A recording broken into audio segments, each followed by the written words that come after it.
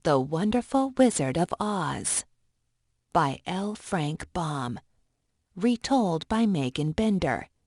Illustrated by Mandy France. Dorothy lived with her Aunt Em, Uncle Henry, and her dog Toto in a small house in Kansas. One day, a terrible cyclone thundered over the plains and whisked the house high into the sky. Aunt Em and Uncle Henry made it safely to the storm cellar, but Dorothy and Toto were still in the house as it spun around and around in the cyclone. Dorothy was very afraid.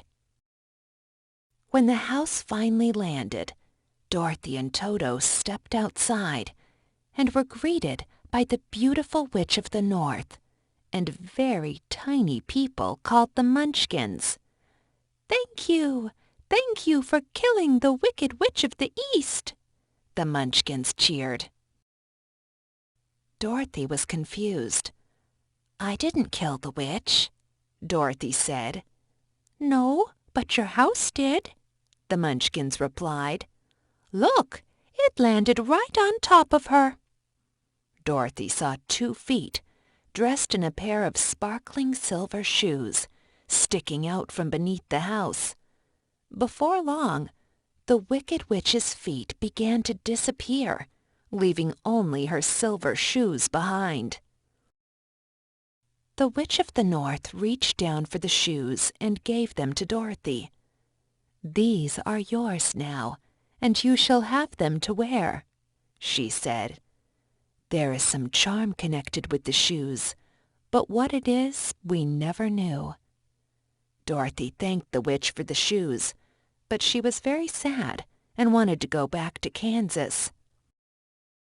"Then you must go to the Emerald City and ask the Wonderful Wizard of Oz to help you," the Witch of the North said. "How do I get to the Emerald City?" Dorothy asked.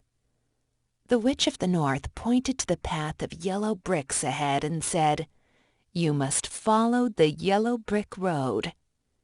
Dorothy strapped on the silver shoes, and she and Toto began their journey to the Emerald City.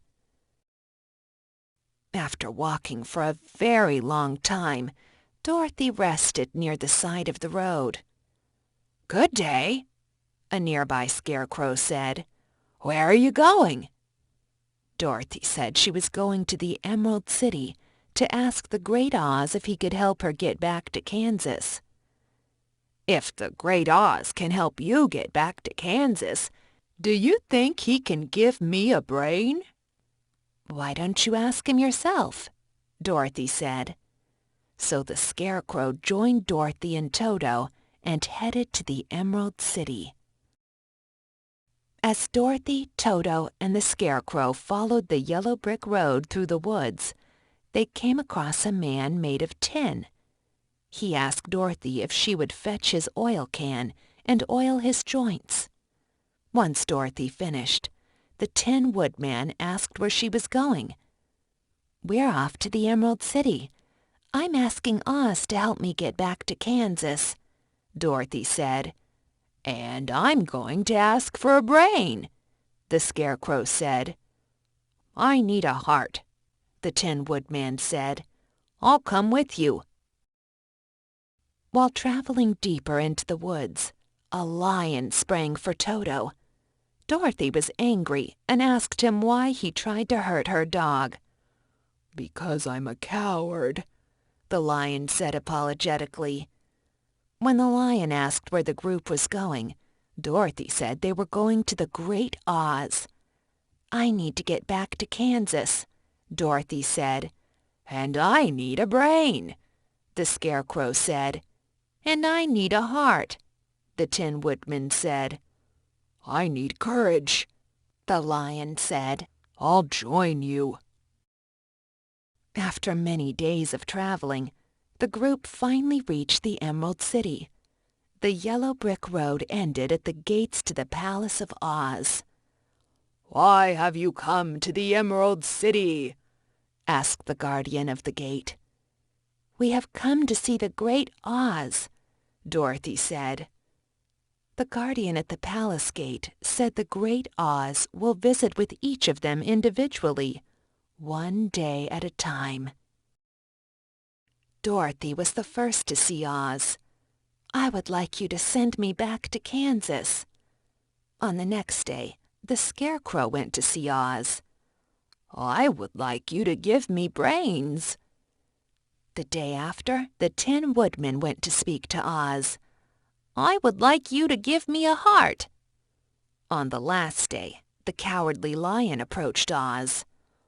"I would like you to fill me with courage."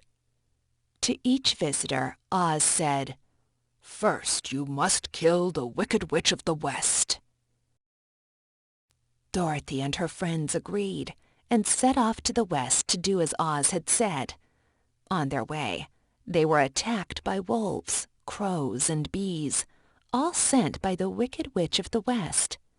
Finally, the witch sent the winged monkeys, and Dorothy and her friends were unable to defend themselves. The witch made Dorothy her slave and took notice of the silver shoes. She tripped Dorothy, and in her fall, one of the silver shoes slipped off Dorothy's foot.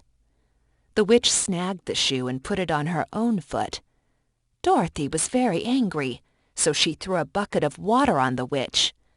The witch screamed and shrieked and began to melt, leaving behind the silver shoe. Dorothy grabbed the shoe and a golden cap and ran to find her friends.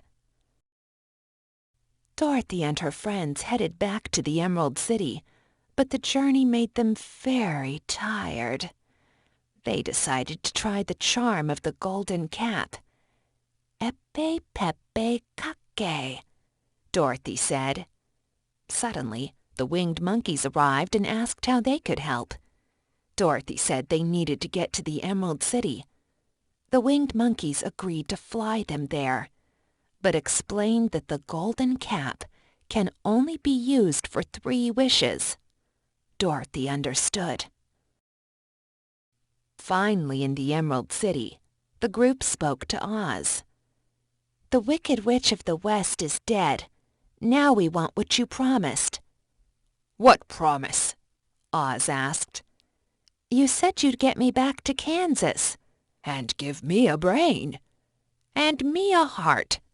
"And me courage," the lion roared. His roar frightened Toto, causing him to run into a screen in the corner. It toppled over to reveal a tiny bald man with a wrinkled face. It was the Wizard of Oz, and he was no wizard at all. "Please don't tell anyone I'm not a wizard," Oz said. "I'm so ashamed." Everyone was disappointed Oz couldn't keep his promise. But he said the Scarecrow doesn't need brains because he's learning every day. The Tin Woodman doesn't need a heart because it leads to heartbreak. And the lion already has courage. He just needs the confidence to find it. Nobody was pleased, so Oz said he'd give them what they wanted if they visit him the next day. When they came to see him, Oz stuffed the Scarecrow's head with bran, pins, and needles, the brains he'd been hoping for. Then Oz filled the Tin Woodman's chest with a silk heart packed with sawdust, the heart he'd been longing for. And then Oz gave the lion a bottle of green liquid to drink, the courage he'd been waiting for. The Scarecrow, the Tin Woodman, and the lion were very happy. Oz told Dorothy they could build a hot air balloon, and together they could leave Oz. He would return to Omaha, where he grew up, and Dorothy could go back to Kansas. Dorothy agreed and helped Oz build the balloon. On the day of the launch, Dorothy and Oz were ready to take flight when Toto leapt from the balloon to run after a kitten. When Dorothy chased after him, the ropes broke free and the balloon left without her. Dorothy was very sad. The Scarecrow encouraged Dorothy to use her second wish to call the winged monkeys to fly her back to Kansas. When the winged monkeys arrived, They explained that they cannot leave Oz, and that she would have to find another way. Dorothy was desperate to get home. The guardian at the Palace of Oz overheard Dorothy's struggle and suggested that Glinda, the Witch of the South, may be able to help. The next day, Dorothy and her friends headed to see the Witch of the South. Their trip was long and perilous, leading them to climb over very dangerous mountains. Frightened and exhausted, Dorothy used her final wish for the winged monkeys to help them over the mountain. The winged monkeys arrived and did just that. Dorothy and her friends made it to Glinda. Glinda told Dorothy she would help her get back to Kansas if she gave her the golden cap. Dorothy agreed. For all 3 wishes, Glinda asked the winged monkeys to bring Dorothy's friends home. Then, Glinda told Dorothy that her silver shoes are magical. All she has to do is knock the heels together 3 times and say where she wants to go. Dorothy said goodbye, picked up Toto, and knocked her shoes together, saying, "Take me home to Aunt Em." Suddenly, Dorothy was rolling over the grass several times before she realized she was back in Kansas. "Dorothy, where have you been?" asked Aunt Em. Dorothy said, "I've been so many places, Aunt Em, but there's no place like home."